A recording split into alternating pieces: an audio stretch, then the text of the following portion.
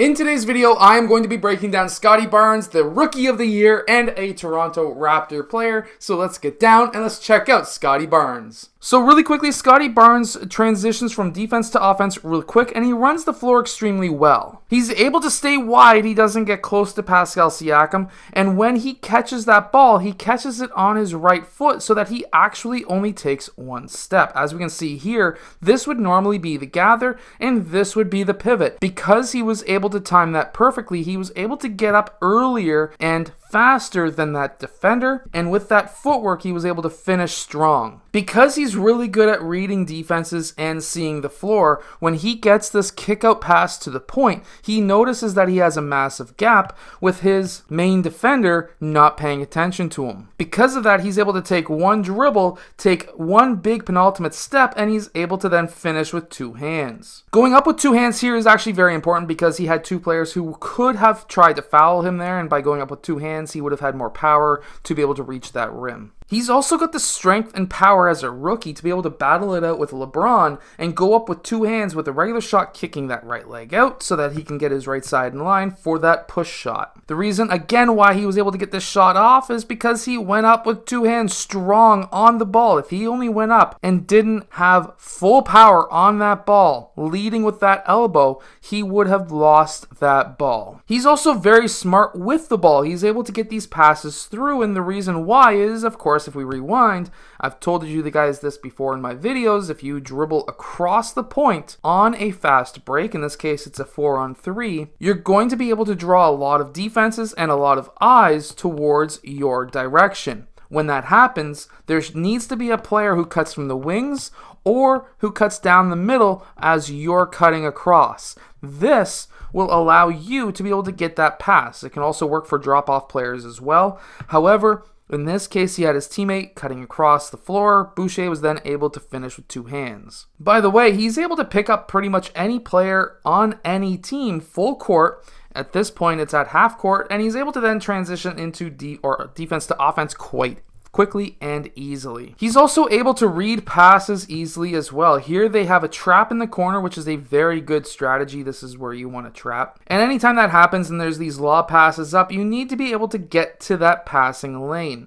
Now, there's actually a strategy behind this when we see Scottie Barnes doing this, and that is he was aiming for the last third of that pass. He was not trying to get it early.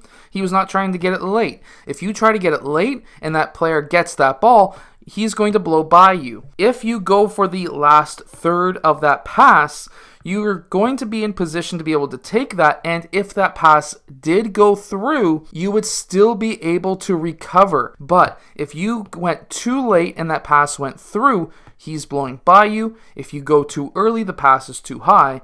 The last third is where you want to be. And that's exactly what Scottie Barnes did, and he pushed that ball ahead. Watch this. He pushed it. He did not dribble it.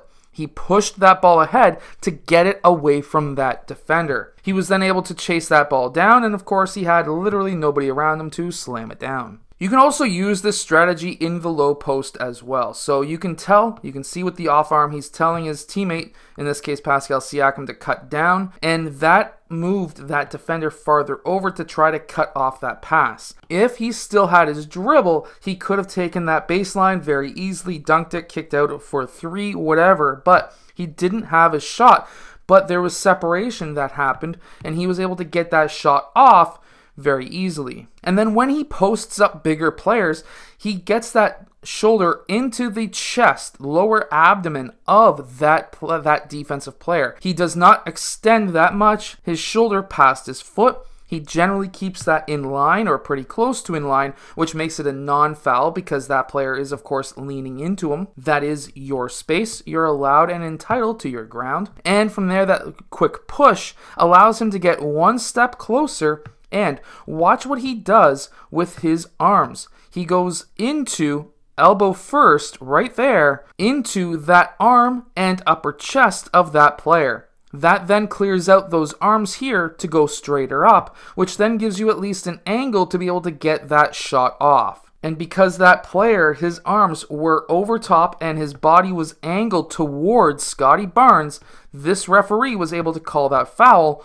on him. But I cannot stress this enough. If you have players' arms over top of your body, you need to get your elbow into the armpit of that player. That will allow him to clear those arms out and, of course, then allow you to make that shot. Again, you're entitled to your ground. If he's in your ground, your space, you can hit him. It's okay. He's not allowed to be there. Scottie Barnes also has very insane court vision. As soon as he catches that ball, he's looking for that pass. He's scanning the court. He's seeing what he has available. As soon as he gets that ball, he takes that one dribble and he looks over to this side. This shifts that player over here, and that allows him to get that pass through to Thaddeus Young, so that Thaddeus can then dunk that ball down. Fantastic court vision by the rookie. And this is actually something that I am teaching my team today in practice. We run a 5-out. Oftentimes we have post players. Whenever we pass the ball, we need to cut, so that leaves us with a post player for 2 seconds to hit. Here, Scottie Barnes hits that post player,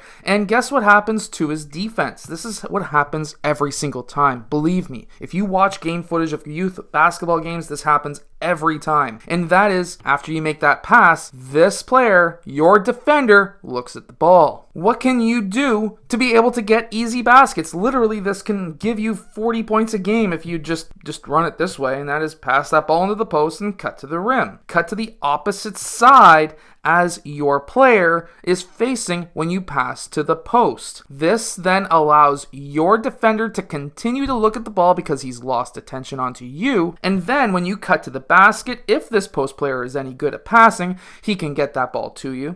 And then you are able to then go up for a dunk or a layup or whatever you can do at your age. And by the way, if you get a help side defender to come out to you and you got that ball, you can then kick it out for a 3. Or this player could be cutting baseline so that you could send up an alley-oop or another pass, and of course then that player gets a layup. This is called moving off ball. Anytime you make that pass, you need to do something. Screen away or cut or something. You need to do something. And of course here, that is exactly what we see. We have Scottie Barnes who's able to cut to the basket, and he's then able to finish with a dunk. And then when you drive, especially when you go up against bigger players, as a smaller player yourself, you're going to be able to get away with more physical contact. This guy can absorb it, which means that you're not going to get called for the foul as often.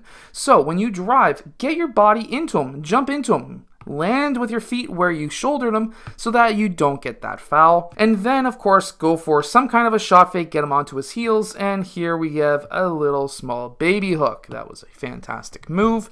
And you can do this as well. We see this a lot with Scottie Barnes. Here he goes and takes a hop into his player, which then pushes his defender back.